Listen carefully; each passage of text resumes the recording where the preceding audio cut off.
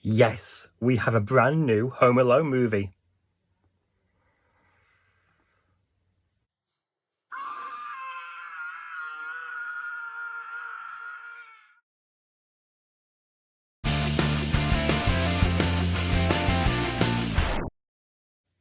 Who are the actual villains in this movie? Because what you actually see in the trailer is completely different to what you actually get in the movie. Because in the movie, you actually get to know more about the actual apparent criminals than you actually do the kid. What's his name? There is no spark to this movie whatsoever. Now, in the original movies, one of the most hilarious scenes is when Kevin's mum realises he's either not on a plane or not at the airport. In this movie, it just jumps that scene, and it's actually, we're having a discussion in the hotel between what you think is the mother and father, which you already seen in the trailer. Now, one of the questions I had from watching the movie is, where is Max's dad?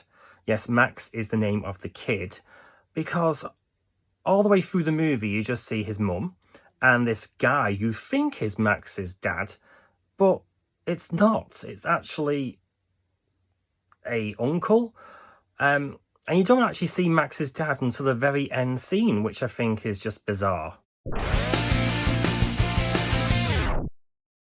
Now, one of the huge downfalls of this movie is I did not warm to this kid whatsoever. So he's home alone, I don't care. His house is getting broken into, I don't care. At the start of this video, I said that we get to know more about the apparent criminals, but they're not criminals. It's just basically a man and a woman with a backstory, and Max has done something to them. So it turns out that Max is the villain. So when Max is setting off all these booby traps, it's not funny whatsoever because you just feel sorry for this man and woman. I don't know their names. So it's not like the wet bandits here or the sticky bandits when Kevin's attacking them, because that's hilarious because they are the bad guys.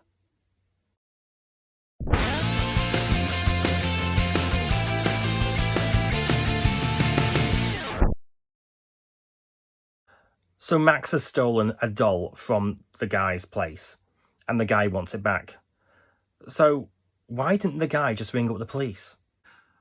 So then the doll, the whole thing that this movie is based around, just appears at the end of the movie, because it was taken by someone else. Someone else in the house. Oh, that's not a shock.